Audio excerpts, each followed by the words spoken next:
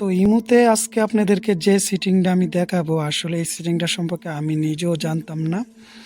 আসলে আমি একজনের বলক দিছিলাম, বলক দেওয়ার পরে তাকে যখন আমি বলকতে ছুটাইতে যাই, তখন কিন্তু আমি তারা বলকতে ছুটাই দিছি, কিন্তু বলকতে ছুটাই দেওয়ার পরও সে বলতেছে সে নাকি আমার কল দিতে পারতেছে না, একটা লেখা ওঠে পলিসি সিটিং বলে।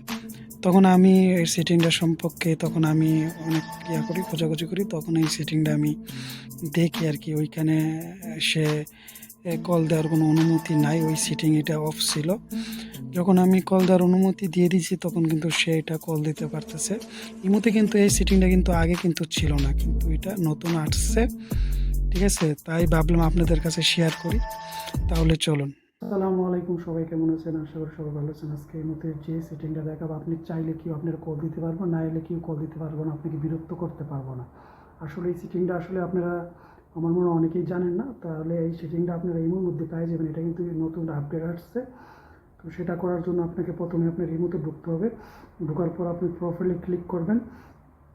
প্রোফাইলে ক্লিক করার পর এখানে ক্লিক করবেন এনে সিকিউরিটি পারমিসি, এখানে ক্লিক করার পর দেখেন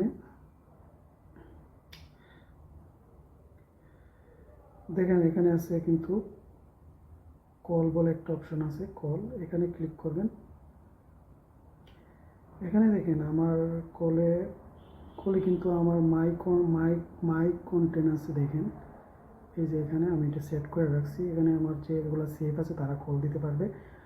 আর আমি যদি নোবডিতে ক্লিক করি, কেউ আমার কল দিতে পারবে না। আর এভরিওয়ানে দিলে সবাই কল দিতে পারবে, সবাই, ঠিক আছে?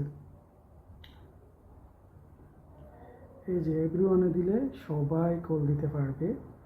আর যদি মাই কন্টেন্ট এটা সিটিং করে রাখেন, তাহলে শুধু আপনি যারা কন্ট্যাক্ট করবেন তারাই ইস্যু করতে পারে।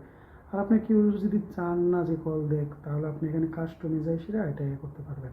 আর নোবডি দিলে কিন্তু কেউ কল দিতে পারবে না, ঠিক আছে? আর দেখেন আমি একজনকে করে রাখছিলাম, দেখেন সে আমার কল দিছে 28টার মতো, কিন্তু সে আমার কিন্তু পায় নাই। দেখেন 28টার মতো কল দিছে, কিন্তু সে পায়নি, কারণ বলক দিয়ে রাখছি ওরে, ও কল দিতে পারবে না।